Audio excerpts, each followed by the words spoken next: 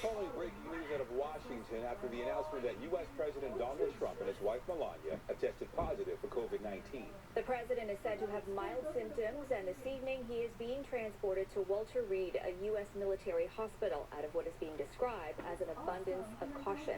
CTV's Richard Madden has more.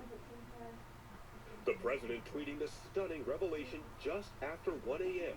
Both tested positive for COVID-19. The president does have mild symptoms. The doctors continue to monitor both his health and the health of the First Lady. Trump learned of his diagnosis hours after he returned from fundraisers in New Jersey Thursday night.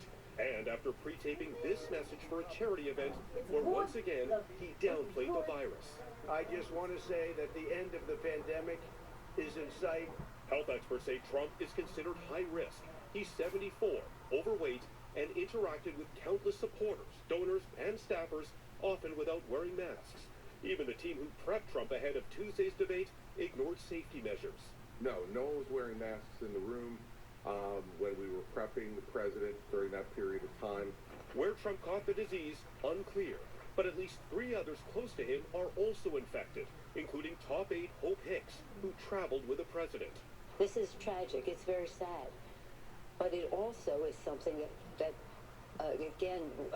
going into crowds, unmasked and all the rest, was sort of a brazen invitation. I don't wear masks like him. Former Vice President Joe Biden, fearing he was exposed, has since tested negative. The stunning turn of events has thrown election plans into chaos, with Trump's campaign announcing future events will be virtual or postponed. Now, Trump is supposed to quarantine for 2 weeks, which means the next presidential debate on October 15th may not happen. The president now sidelined in the final stretch of the election campaign. Richard Madden, CTV News, Washington. CTV's Tom Walters joins us now from Los Angeles. Tom, as we mentioned, the president now being transferred to Walter Reed Medical Center. How does an election campaign continue when the president has COVID-19? Well, that's certainly the question, all right, Zoraida. And as Richard noted, we don't know yet what the impact is going to be on things like the next debate. But continuing a campaign from a bed in Walter Reed Medical Center is an obvious logistical problem. We know that some of the campaign events now are being turned into virtual events online. Others are being postponed. Postponed may end up meaning canceled. But in larger terms for the campaign, the president has really tried to make it seem that coronavirus is a crisis that's ending, crisis that's coming to an end. His own performance in handling the crisis has been so much of an issue in the campaign. It's the last thing he wants to really talk about, and now it is front and center just a month before the election. We're looking at live pictures as we're talking to you, Tom, the chopper in front of the White House preparing to transport the U.S. president to Walter Reed Medical Center. Let's talk a little bit about Joe Biden.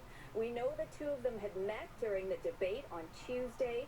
The vice president now, we are learning, has tested negative for COVID-19. How do we expect the Biden campaign will pivot its messaging around COVID-19 in light of the fact that the president now has it? Well, we've already seen that at least in the short term. Joe Biden gave a speech not long ago in Grand Rapids, Michigan, where he, and criticism of the president's handling of coronavirus has really been a central message of the Biden campaign. The Biden campaign has pivoted. Today's speech was, replete with good wishes for the president and the First Lady, and certainly contained Biden's messaging about what needs to be done as a country to tackle the crisis. With that, the implied flaws in what's been done to date. But he stopped short and really seemed to be quite meticulous today about avoiding any direct blame to the president. I think in Biden's eyes, this was not a day to be on the attack against somebody just diagnosed with this virus. And it was really a hands-off treatment of the president. Nothing but good wishes for him.